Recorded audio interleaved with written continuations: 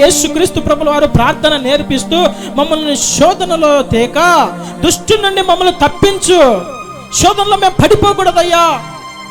క్రైస్తవుని జీవితంలో నేను గొప్పవాణ్ణి, నేను పరిశుద్ధిని, నాకన్నా పరిశుద్ధులు లేడు, నాకన్నా ప్రార్థన పరులు లేరు, నాకన్నా వాక్య జ్ఞానము తెలిసిన వారు, చదువుకున్న వారు లేరు అన్న విధముగా ఏ వ్యక్తులు కూడా కనపడకూడదు. హెచ్చు స్వభావము అలాగ నీలో కనబడుతూ ఉంటే నీవు మొట్టమొదటి మెట్టు తగ్గింపు నుండి నువ్వు వెనకకి జారిపోయావు. జాగ్రత్త.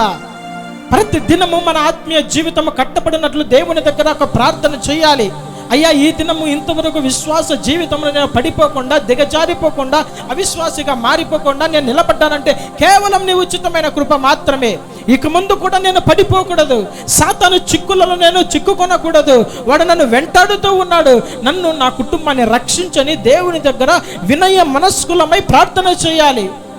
అంతేకాని నేను గొప్పవాడని, నేను అభ్యంతరపడను, మరి ఖండితంగా చెబుతున్నాను, చావుకైనా సిద్ధపడుతున్నాను, నేను పాపము లేని వాడిని, నేను గొప్పవాడిని, నేను పరిశుద్ధిని, నా పరిశుద్ధమైన జీవితం అంత పొడుగు ఇంత పొడుగని చెప్పుకునే స్థాయి నీలో కనపడింది. ఆ మాటలు వచ్చాయంటే నీలో తగ్గింపు కోల్పోయావు, ఒక మెట్టు వెనకకు జారిపోయావు. జాగ్రత్త.